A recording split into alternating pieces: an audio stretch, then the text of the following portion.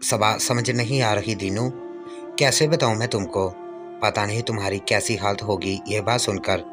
लेकिन जो सच्चाई है वो तो तुमको भी पता लगनी चाहिए ना। दीनू, मैडम जी, अब बताओ ना, क्यों ऐसे कह रही हो। मैं सुन लूंगा। आप बोले, मुझे तो फिक्र होने लगी है। सबा को महसूस हो रहा था अगर उसको अच्छे से गुस्सा दिलवा दूं तो काम बन जाएगा। उसे बस कंट्रोल करना होगा। सबा, तो सुनो, तुम्हारी बीवी बानो इस वक्त मौलवी साहब के घर उनकी बीवी के पास नहीं बल्कि मेजर के घर पर है। तीनू तो जैसे उछल ही पड़ा।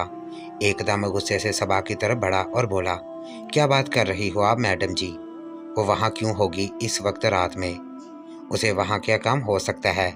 आप गलत बात कर रही हो। कैसे इल्ज़ाम लगा रहे हो आप मेरी बीवी पर। ऐसा नहीं हो सकता। सबा ने उसके मोटे चौड़े कंधे पर हाथ रखा। उसके कंधे को थपथपाकर बोली, इतना गुस्सा ऐसे ही ना करो। मैं ठीक कह रही हूँ। बानो इस वक्त मेजर साहब के घर पर है, उनके फ्लैट में। तीनों सबा के हाथों का लिमस अपने शोल्डर पर महसूस कर रहा था। लेकिन इस वक्त उसे क्या काम हो सकता है वहाँ पर, मुझे तो समझ नहीं आ रही।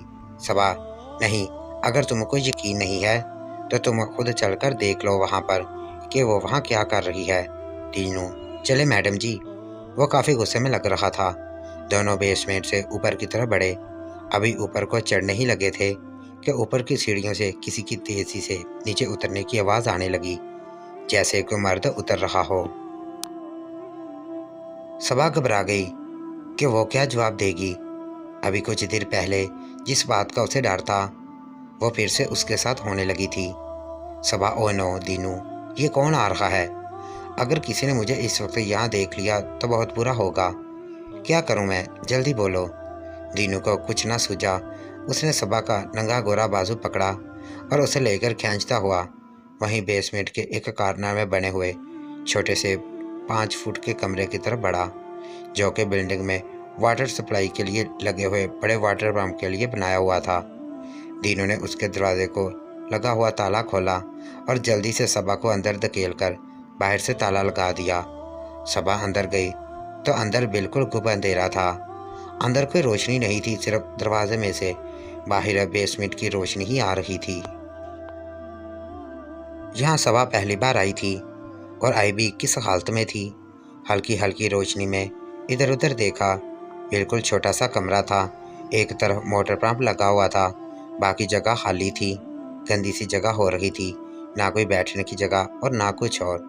सबा का दिल बुरी तरह से धड़क रहा था, खौफ के मारे कि ये पता नहीं कौन आ गया है। उसने बाहर झांकने की कोशिश की, लेकिन कहीं से कुछ नजर नहीं आ रहा था। वह दरवाजे को कान लगाकर बाहर की आवाज़ें सुनने लगी। खुद से ही उसका हाथ अपने बाजू पर चला गया, जहाँ उसे थोड़ी थोड़ी तकलीफ हो रही थी शायद। उस वक्त तो घबराहट और खौफ में से उसे ख्याल नहीं रहा था कि दीनू ने उसका बाजू अपने हाथ में पकड़ लिया था। लेकिन अब उसके हाथ की गिरफ्त की वजह से अपने नाजुक और नरम बाजू में हल्का सा दर्द महसूस हो रहा था। ये मैं कहाँ फंस गई हूँ। उस कमीनी को फंसाते फंसाते मैं खुद ही फंस गई हूँ। क्या करूँ मैं। अब तो बस इंतज़ार ही करना पड़ेगा। बाहर से उसे आवाज़ें आने लगीं। तीनों किसी आदमी से बात कर रहा था। साहब, हैरियत तो है, इस वक्त कहाँ जाना पड़ गया है। रात को दूसरे बंदे की आवाज़ आई, बस यार, वो एक दोस्त की तबीयत ख़राब हो गई है, उसकी तरफ भागना पड़ रहा है बस। सबा सोचने लगी, चलो ये भी शुक्र है कि अभी ये अपनी कार लेकर निकल जाएगा और मेरी जान भी छूट जाएगी। लेकिन अगले ही लम्हे वही आवाज़ फिर से आई, ओ नो, ये भी इसी वक्त होना था क्या। अब टायर चेंज करना पड़ेगा। सबा का दिल बैठने लगा, ओ नो, ये मेरे लिए मुसीबत बढ़ती ही जा रही है। फिर से आवाज़ आई, ओ अब और मुसीबत देखो ना दीनू, मेरा जैक पाना एक दोस्त ने लिया था और मुझे वापस लेना याद नहीं रहा। अब क्या होगा। दीनू, तेरे पास है कोई पड़ा हुआ। दीनू, जी जी साहब, याद आया, एक एक्स्ट्रा जैक पाना वहाँ पंप वाले कमरे में पड़ा है। वो आदमी बोला, जा फिर जल्दी से ला। दीनू, अभी लाया साहब। और दीनू उसी कमरे की तरफ बढ़ा जहाँ सबा कैद थी। सच में कैद ही तो थी। अचानक से सबा को लॉक खुलने की आवाज़ आई। सबा सहमकर थोड़ा पीछे हो गई। उस छोटे से कमरे में तो इतनी जगह नहीं थी कि कहीं आगे पीछे हो जा सके। समझो कि दरवाजे से एक साइड पर सिर्फ 2 फुट चौड़ी और कोई 3 फुट जगह लंबी थी, जहाँ पर दरवाज़ा खुलने के बाद सबा को छुपना पड़ा। सबा का दिल ज़ोर ज़ोर से धड़क रहा था जब दरवाज़ा खुला।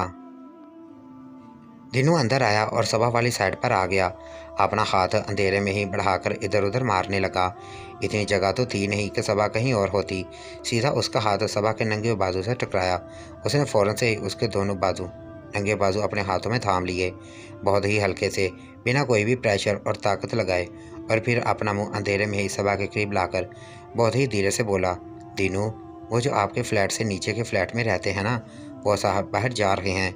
पता नहीं कोई इमरजेंसी पड़ गई है उनको, इसलिए। दीनू सबा के चेहरे के इतना करीब था कि अंधेरे की वजह से कि दीनू के मुंह से उसकी गर्म गर्म सांस सबा के चेहरे पर पड़ रही थी। उसके मुंह से आने वाले चर्स की गंदी बदबू सबा को अपनी सांसों में शामिल होती हुई महसूस हो रही थी और उसकी नाक में जैसे घुसती जा रही थी।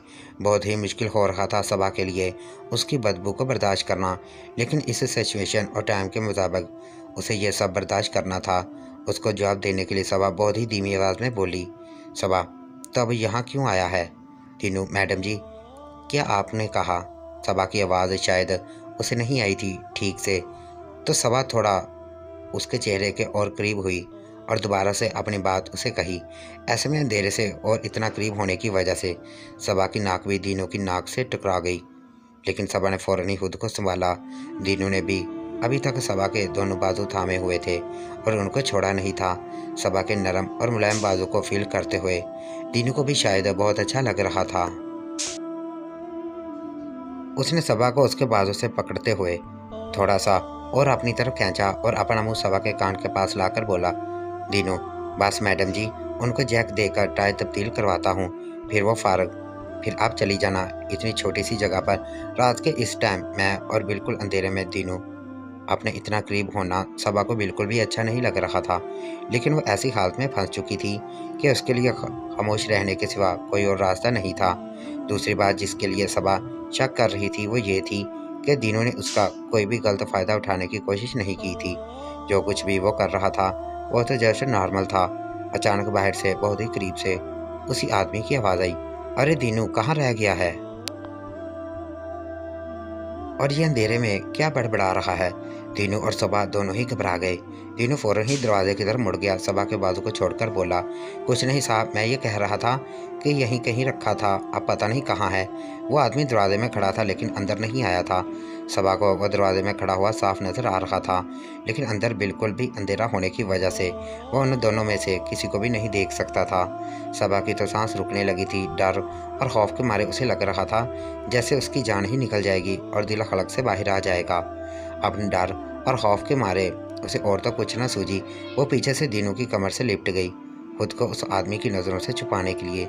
सबा का नाजुक सा जिस्म दीनू के मोटे जिस्म से पीछे से चिपका हुआ था।